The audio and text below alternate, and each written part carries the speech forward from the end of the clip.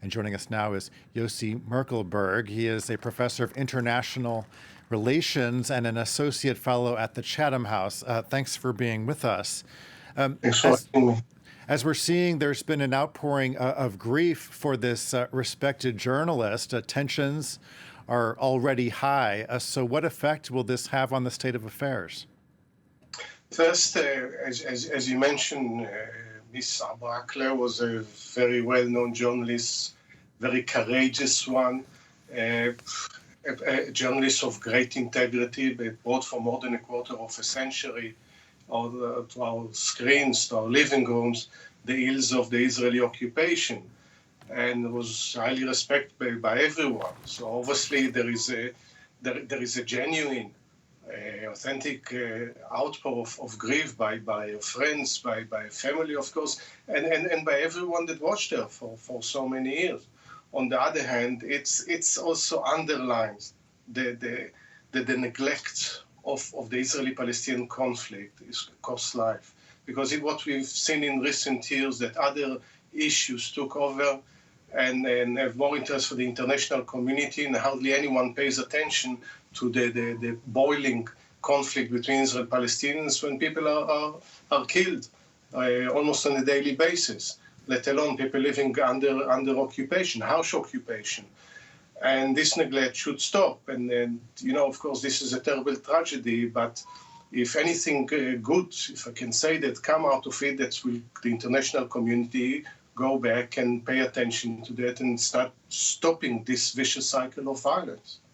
Well, so Israel has called for a joint investigation with the Palestinian Authority into her death, but the Palestinians have refused, saying they will conduct their own probe. How difficult will it be to get to the bottom of exactly what happened? And that's the problem, the relations between the Palestinians and the Israelis. It's more about establishing their narratives than finding the truth. I think for all of us, the most important thing is to find the truth. Whether Abu Akleh was killed by Israelis or Palestinians, it doesn't take away from the severity of the situation. Even if she was killed by the Palestinians, it doesn't make the occupation any better. I think what is most important is to find out the truth. I think she deserves an inner memory, and for the profession of journalism, because it's a very exposed to violence type of occupation. So we need to know who was behind it and why.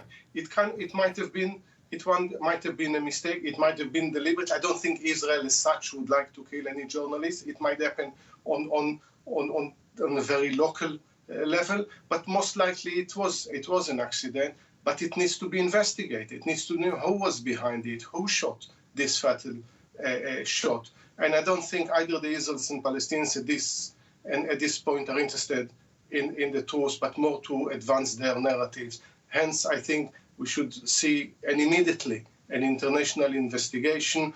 There are enough forensic experts and a post-mortem and forensic examination of the weapons and the bullet probably will tell us the truth, and then we can actually at least, and I think it's important for the family to know the truth. Well, so let's say there is some kind of conclusion from an investigation. Would the person who killed her face any kind of punishment? How might that come about? Yeah, of course. If anyone violated orders, if anyone, God forbid, did it deliberately, yes, this is for courts to decide and they see the full force of the courts. Justice must be done, because it's not only the case of Abu Akleh. Palestinians are killed almost every day, definitely every week, and with complete impunity. That's the bigger issues here, and what happens when. And not to take away also that Israel is facing a wave of terrorism, but this can't be justified. But in the case of the Palestinians, they are always captured or killed while they're committing act of terrorism. In the case of Palestinians being killed, it's done with almost complete impunity. And if this is the case that someone should be brought to justice, justice must be done.